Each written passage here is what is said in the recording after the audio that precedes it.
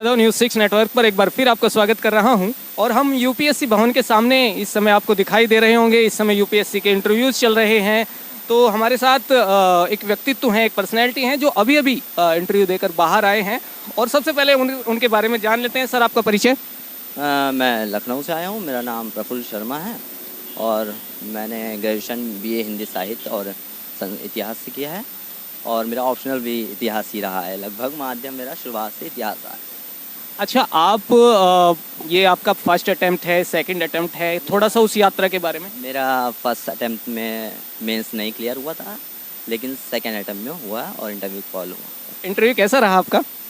बढ़िया रहा। Board accordingly अच्छा खासा, उन्हें फ्रेंडली काफ़ी।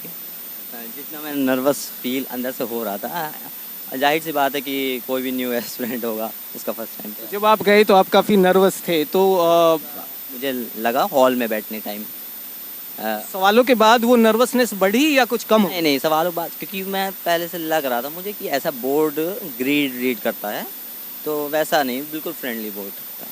चलिए, मुझे थोड़ा बताइए कि आपने कब शुरुआत की यूपीएससी की इस जर्नी की, कैसे शुरुआत की?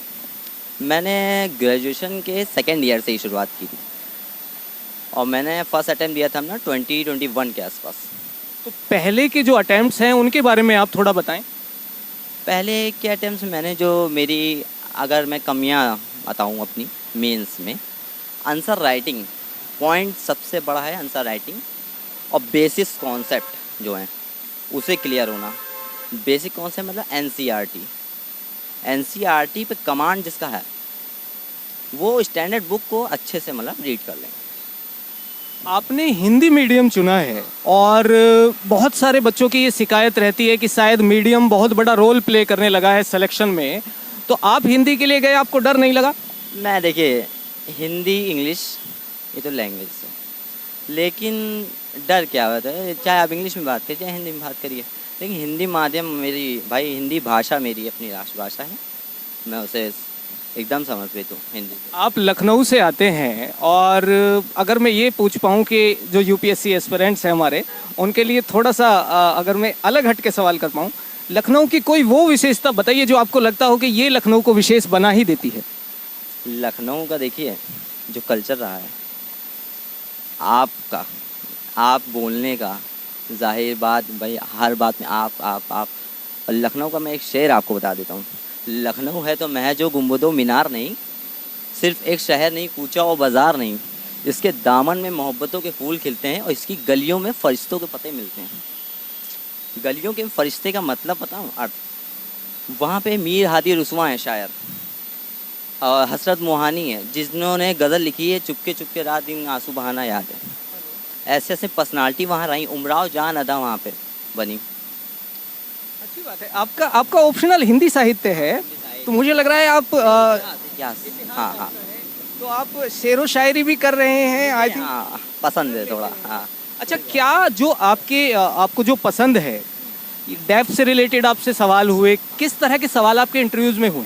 डेफ के बेस पे भी रहे, सिचुएशंस भी रहे, और ये जो मेरा हॉबी क्रिकेट और हॉबी क्रिकेट? हाँ, क्रिकेट और रीडिंग भी है। कुछ सवाल आप को याद आ रहे हैं कि भाई ये सवाल इस तरह का था? अच्छा, बोर्ड ने मुझे एक सिचुएशन बेस भी रहा कि आप एज डीएम होते हुए कि प्रदर्शन हो रहे हैं जैसे अभी, वैसे प्रदर्शन पे पूछा था कुछ, जैसा किसान आंदोलन अभी चल रहा है। किसान आंदोलन, तो उस सिचुएशंस को कैसे हैंडल करना वगैरह वगैरह, सिम्टम आप कैसे संभालेंगे उस सिचुएशंस को, तो यही सब उन्होंने। तो प्री के लिए जब आप गए तो किन बातों का आपने ध्यान रखा?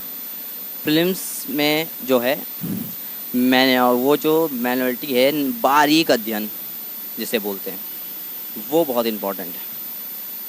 तो पिछले फेलियर्स के कोई कारण आप गिना सकते हैं? आपने कहा कि ये मेरा शायद थर्ड अटेम्प्ट है, अगर सेकंड अटेम्प्ट है तो फर्स्ट अटेम्प्ट के बारे में या उसके फेलियर्स के बारे में दो चार पॉइंट आपने नोट डाउन किए हों कि ये गलतियां हो गई, अब सुधार लेंगे। हाँ, वो फर्स्ट अटेम्प्ट में मैंने बताया था, मेरी आंसर राइटिंग स्पीड और कंटेंट में थोड़ा कमी रही, जिसे मैंने काफ़ी सुधार भी किया और बहुत प्रैक्टिस की उसकी नोट्स आंसर राइटिंग जब मेंस की बात आती है तो बहुत महत्वपूर्ण हो जाता है। तो कैसे आपने मटेरियल जुटाया और उस मटेरियल का कैसे सर्वोत्तम प्रयोग किया?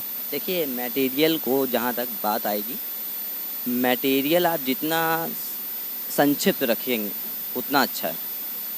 जो बहुत मटेरियल आप जाएंगे तो आप कंफ्यूज हो जाएंगे उसमें, सीधी उसकी यही बात। कोचिंग किए हैं आप? कोचिंग नहीं, सेल्फ। आपने सेल्फ स्टडी की? मैं नहीं कर पाया, नहीं। कोचिंग को आप अगर मैं ये कहूँ कि क्या ज़रूरी है, ज़रूरी नहीं है, किस तरह देखते हैं? ये ज़रूरी बताएं, जैसे अब कोई जॉब में है, वो कोचिंग में अपना दे सकता है टाइम, क्योंकि उसमें बताएं कोचिंग का क्राइटेरिया ये है कि सिलेबस कवर कराता है बहुत जल्दी, वो तो बेनिफिट मिलता है कोचिंग से। अच्छा, अगर मैं आपसे ये पूछ पाऊँ कि मतलब जो बच्चे आने वाले समय में यूपीएससी के लिए जा रहे होंगे, जो तैयारी कर रहे होंगे, अगर आप उन्हें कोई मैसेज छोड़ना चाहें? देखिए ये एग्ज़ाम जो है एक टेस्ट मैच की तरह है, मेरा मानना है।